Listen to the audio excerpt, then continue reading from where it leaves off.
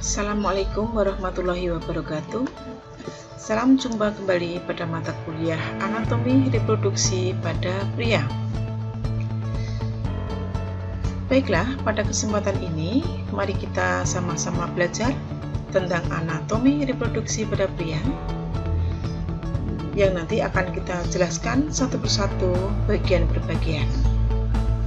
Namun sebelumnya mari kita awali dengan bacaan basmalah bersama. Bismillahirrahmanirrahim. Mahasiswa, perlu Anda ketahui, di akhir perkuliahan nanti diharapkan Anda dapat menyebutkan dan menunjukkan bagian-bagian anatomi reproduksi laki-laki secara tepat dan benar. Mari kita fokus.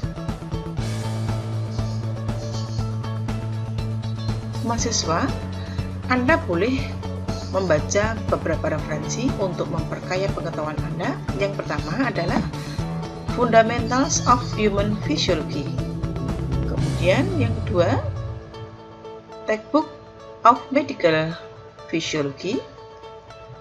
Dan yang ketiga dari Ganong, yaitu Review of Medical Physiology. Baiklah, mari kita fokus pada gambar di layar tersebut.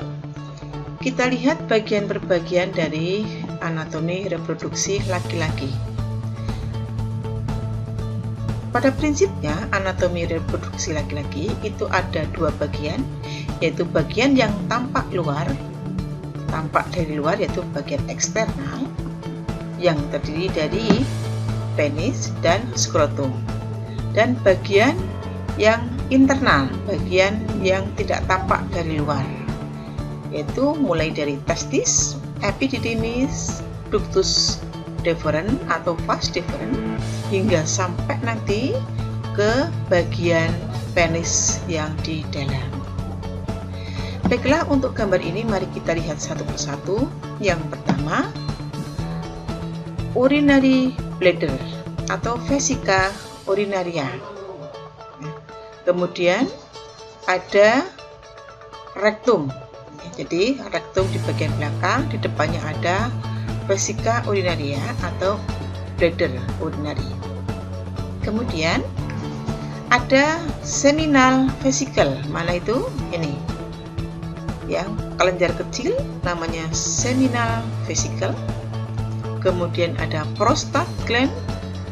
Lalu saluran dari vesicle seminal ini disebut ejaculatory duct atau ductus ejaculatory. Kemudian ada bagian yang kecil ini namanya bulbourethral gland. Dari ejaculatory ductus maka akan mengalir menuju ke uretra. Nah, ini adalah uretra. Ya. Lalu ada tulang yang namanya symphysis pubis atau os pubis. Tulang ini akan melindungi bagian alat reproduksi yang ada di dalam, ya, sehingga tidak mudah rusak, tidak terbentur oleh benda tajam, benda tumpul, dan seterusnya. Sehingga os ini harus dijaga, jangan sampai fraktur atau patah. Baiklah, untuk di bagian penis, Anda lihat di sini ada struktur penis, ya, ini batang penis. Kemudian di sini ada lubang untuk saluran kemih, namanya external urethral meatus. Kita lanjutkan pelajari tentang struktur penis. Tampak di bagian layar tersebut ada bagian-bagian penis yang terdiri dari satu gland penis. Kemudian gland ini ditutupi oleh kulit yang namanya prepus atau foreskin. Jika laki-laki tersebut itu sudah mulai menginjak remaja, maka dia akan disunat. Nah, disunat itu sebenarnya adalah mengambil prepus ini, adalah foreskin, sehingga kulit yang menutupi gland diambil. Nah, itu nanti bisa terlihat glandnya saja. Kemudian di dalam penis ada spongy tissue atau corpora cavernosa. Nah, bagian ini itu berongga-rongga. Pada saat laki-laki terangsang, dia akan mengalami pembesaran alat kelaminnya karena terisi oleh darah di rongga-rongga ini. Jadi, membesar dan mengecilnya alat kelamin laki-laki atau penis itu karena pengaruh terisinya rongga-rongga yang ada di corpora cavernosa. Nah, bagian tengah ini adalah uretra, ya. Nah, jika dipotong, ya, kita tampak seperti ini, akan terlihat ini adalah spongy tisunya yang bisa membesar dan mengecil. Kemudian ada arterinya, dan di sini ada venanya, dorsal veins. Kemudian yang di tengah, ya, lubang saluran ini adalah uretra. Baiklah, kita lanjutkan penjelasan tentang skrotum. Pada skrotum tampak beberapa bagian yang sangat penting, di mana di dalam skrotum terdapat testis. Nah, ini adalah testis, ya. Nah, testis ini dilindungi oleh beberapa lapisan. Yang paling luar adalah parietal layer, kemudian yang lebih dalam lagi namanya visceral layer, dan ini di testis itu dilindungi oleh kapsul. Nah, beberapa lobus-lobus di testis ini terdapat tubulus seminiferus, yaitu yang berkelok-kelok. Ya, berkelok-kelok ini nanti yang akan memproduksi sperma. Nah, sperma yang sudah diproduksi nanti akan dialirkan melalui tubulus, kemudian masuk ke saluran berikutnya yaitu ductus efferens, baru masuk ke epididymis. Di epididymis dibagi atas 3 bagian, yaitu head, body, tail, yaitu kepala, badan, dan ekor. Nah, sperma yang sudah dikumpulkan masuk ke dalam epididymis itu nanti akan dimatangkan oleh epididymis dan selanjutnya akan disalurkan melalui vas deferens. Bagaimana mahasiswa? Sudah paham, ya? Anda cermati satu persatu, ya, jangan sampai salah menentukan. Ya, saya ulangi, kita baca aja. Yang pertama, vas deferens, epididymis, ductus efferens, rongganya ini namanya cavity, rongga cavity, ya. Kemudian ini tubulus seminiferus, yaitu bagian yang memproduksi sperma. Kemudian ini adalah testisnya. Testis ini dilindungi oleh kapsul. Kemudian ada salurannya yang mengalirkan sperma ke ductus efferens, namanya tubulus.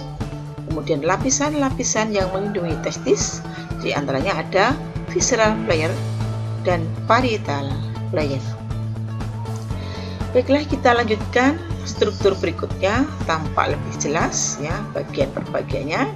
Kita ulangi dari awal. Di atas ini ada vesica urinaria atau urinaria bladder atau kandung kemih. Nah, ini kemih atau urin ditampung sementara di sini, ya, nanti keluar melalui saluran ini sampai ke uretra sampai keluar. Nah, di sini ada prostate gland. Nah, kemudian ada bulbouretral gland. Nih. Lalu ada erectile tissue of open atau tadi spong tadi, ya. Kemudian di dalam skrotum tampak seperti telur ini, ya. Ini kalau kita lihat satu persatu tadi di atas di skrotum sudah dijelaskan per bagian, ya, ada testis, ada epididymis, kemudian ada saluran yang panjang itu namanya vas deferens. Oke. Baiklah, kita lanjutkan penjelasan tentang spermatozoid. Spermatozoid yang tadi sudah diproduksi di sini ya, di skrotum oleh tubulus seminiferus. Nah, seperti apa bagian per bagian dari sperma? Mari kita lihat. Sperma kalau kita lihat bentuknya seperti kecebong ya, ada kepalanya, ada lehernya, ada ekornya.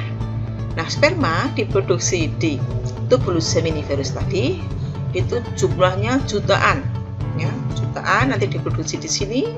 Kalau kita ambil sebagian seperti ini ya. Nah, dari seminiferus tubulus ini nanti akan dialirkan menuju epididymis, kemudian masuk ke vas deferens dan seterusnya. Nah, bagaimana tampak dari sperma itu? Sperma dibagi atas 3 bagian, yaitu bagian kepala, bagian leher, dan bagian ekor. Di bagian kepala terdapat akrosum, kemudian di dalamnya ada nukleus dan sentriul. Lalu di sini ada leher, di dalam leher ini terdapat mitokondria. Kemudian di ekor. Nah, semakin panjang ekor dari sperma, maka akan mempercepat gerakan sperma melaju menuju ke saluran, dimana kalau ada pembuahan maka dia akan berlomba-lomba menemukan sel telur untuk masuk ke sel telur. Nah, ini tampak jelas ya, ini bagian kepala, head, bagian tengahnya, leher, neck, bagian ekor. Nah, ini kalau kita lihat tampak seperti ini. Ini bagian kepalanya terdapat ya kromosom ya, kemudian ada lehernya ini di sini. Nah, ini ekornya. Baiklah mahasiswa, untuk memperjelas bagaimana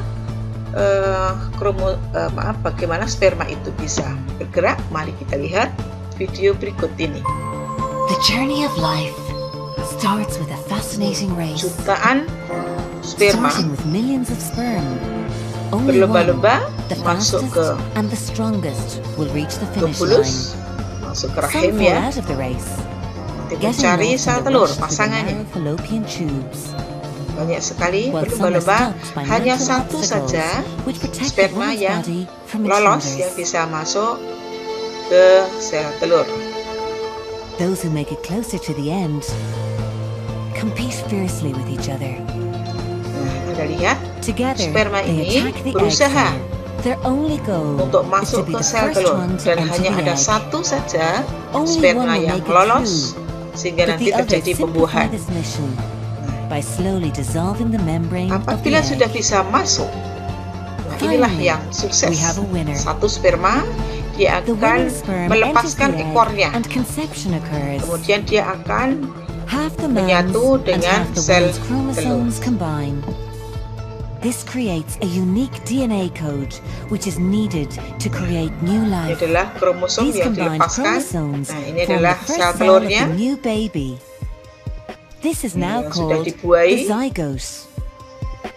Makan membelah The dua zygote starts to menjadi 4, divide into menjadi a 8 cluster dan of cells seterusnya. and begins to travel to the Baiklah, friendly ini yang and bisa safe habitat of kita the sampaikan uterus. pada kesempatan When the ini. zygote is divided Mudah-mudahan into a bubble of bermanfaat. cells, a Jangan lupa blastocyst is formed with pahami, an inner layer of cells hafalkan, making up the dan embryo, tentukan and an bagian per outer bagian layer dari which will protect and nourish the anatomi embryo. reproduksi The laki-laki. blastocyst then Terima kasih, mudah-mudahan bermanfaat. Assalamualaikum warahmatullahi wabarakatuh.